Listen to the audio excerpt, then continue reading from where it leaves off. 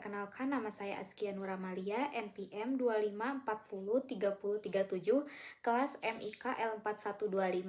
Di sini saya akan menjelaskan mengenai kelenjar endokrin dan hormon yang dihasilkan oleh kelenjar endokrin. Untuk selanjutnya ada pengertian dari sistem endokrin. Sistem endokrin adalah sekumpulan kelenjar dan organ yang memproduksi hormon. Kelenjar pada sistem endokrin disebut juga sebagai kelenjar endokrin. Kelenjar ini akan mengeluarkan hormon langsung menuju aliran darah untuk mempengaruhi kerja organ atau jaringan lain di tubuh kita. Selanjutnya ada fungsi dari kelenjar endokrin. Yang pertama ada homeostasis. Kelenjar endokrin menjaga homeostasis atau keseimbangan lingkungan internal tubuh dengan melepaskan hormon langsung ke aliran darah yang mengatur suhu, kadar gula darah, tekanan darah, cairan, dan elektrolit. Hormon ini bertindak sebagai sinyal untuk penyesuaian fungsi tubuh secara terus-menerus melalui mekanisme umpan balik negatif. Yang kedua ada pertumbuhan. Kelenjar endokrin berfungsi mengatur pertumbuhan dan perkembangan tubuh secara keseluruhan dengan melepaskan hormon langsung ke aliran darah, terutama melalui hormon pertumbuhan atau GH dari kelenjar pituitari, hormon tiroid, dan hormon seks. Sistem ini memacu pertumbuhan tulang, otot, dan jaringan serta mengatur pubertas. Yang ketiga, mengatur aktivitas tubuh. Kelenjar endokrin mengatur aktivitas tubuh dengan melepas hormon langsung ke aliran darah, berfungsi sebagai sistem komunikasi lambat namun berkesinambungan. Hormon-hormon ini mengontrol proses penting seperti metabolisme, pertumbuhan, reproduksi, suhu tubuh, tekanan darah, dan suasana hati. Yang keempat ada perkembangan seksual. Kelenjar endokrin khususnya gonad, testis, dan ovarium serta pituitari berfungsi sebagai pengatur utama perkembangan seksual melalui produksi hormon seks estrogen, progesteron, dan testosteron. Hormon ini memicu pubertas, pengembangan karakteristik seks sekunder, mengatur siklus reproduksi, dan menjaga fungsi seksual sepanjang hidup. Yang terakhir ada siklus reproduksi. Kelenjar endokrin mengatur siklus reproduksi dengan melepaskan hormon ke dalam darah, mengontrol ovulasi, menstruasi, dan produksi sel gamet, sperma, atau ovum. Melalui mekanisme umpan balik, kelenjar utama meliputi hipotalamus, pituitari, FSH atau LH, dan gonad, ovarium atau testis, yang memproduksi hormon seperti estrogen, progesteron, dan testosteron untuk menunjang kesuburan. Selanjutnya ada karakteristik dari sistem endokrin. Yang pertama, masa aktif dalam menghasilkan hormon berbeda-beda. Ada yang seumur hidup, contohnya hormon metabolisme. Ada yang dimulai pada masa tertentu, contohnya hormon kelamin. Dan ada juga yang bekerja sampai masa tertentu, contohnya hormon pertumbuhan. Yang kedua, menyekresi lebih dari satu jenis hormon kecuali kelenjar paratiroid. Yang ketiga, merupakan kelenjar buntu karena tidak memiliki saluran atau duktus dan menyekresikan hormon langsung ke dalam cairan di sekitar sel-sel. Yang keempat, memiliki sejumlah sel sekretori yang dikelilingi banyak pembuluh darah dan ditopang oleh jaringan ikat. Dan yang terakhir, sekresi hormon dapat distimulasi atau dihambat oleh kadar hormon lainnya, senyawa non-hormon dalam darah serta impuls saraf. Selanjutnya ada letak kelenjar endokrin. Yang pertama ada hipofisis atau nama lainnya kelenjar pituitari. Letaknya melekat di bagian dasar hipotalamus. Yang kedua ada kelenjar tiroid atau kelenjar gondok. Letaknya di bawah laring.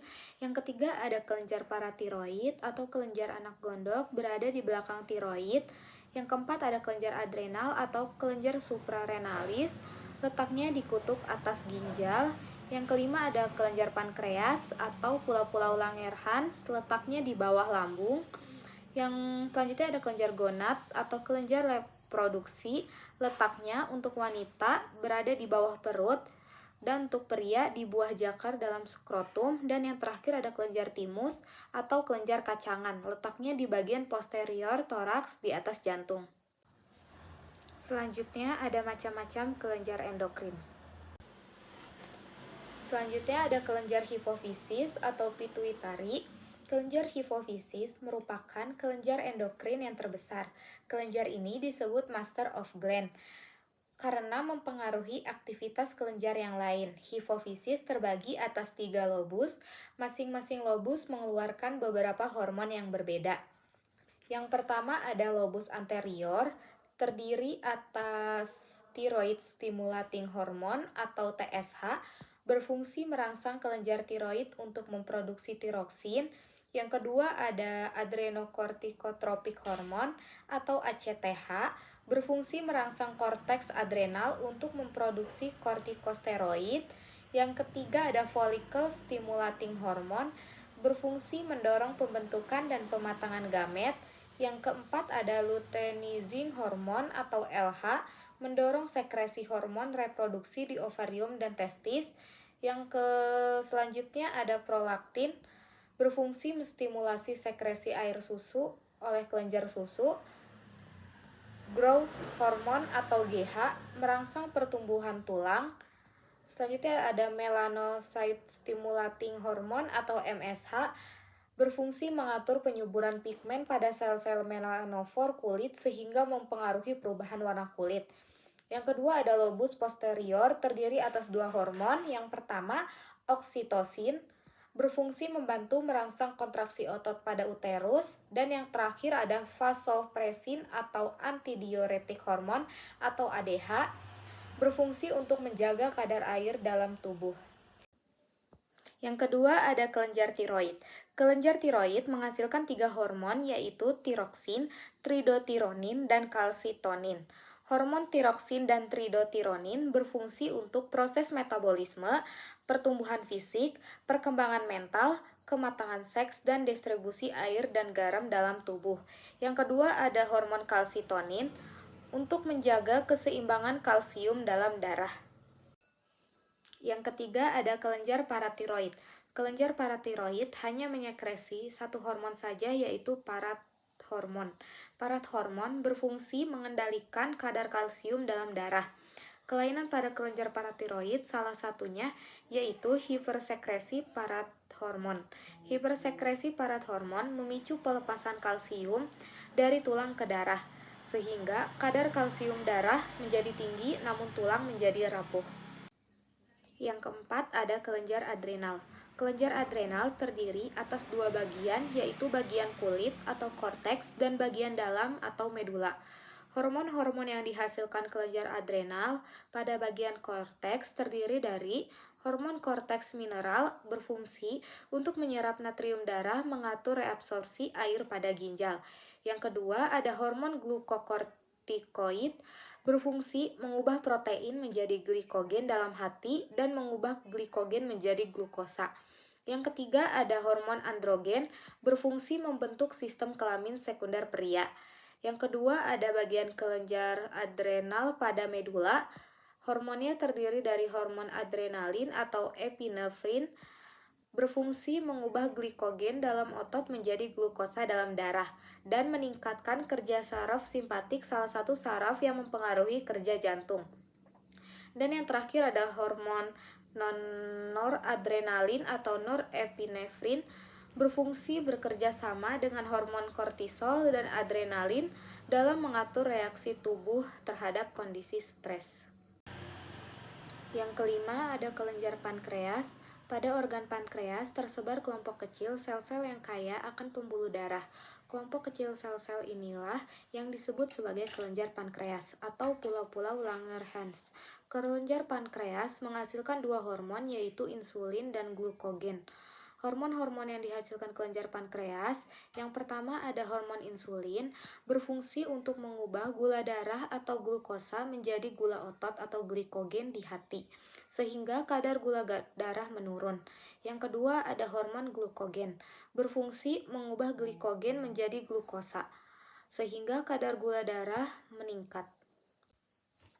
Yang keenam ada kelenjar gonad. Kelenjar gonad dibedakan menjadi kelenjar gonad pada wanita dan kelenjar gonad pada pria. Kelenjar gonad pada wanita yaitu ovarium, sedangkan kelenjar gonad pada pria yaitu testis. Hormon-hormon yang dihasilkan pada kelenjar gonad, yang pertama pada kelenjar ovarium, terdiri dari hormon estrogen yang berfungsi menentukan ciri pertumbuhan kelamin sekunder perempuan. Yang kedua ada hormon progesteron, berfungsi penebalan dan perbaikan dinding uterus atau rahim.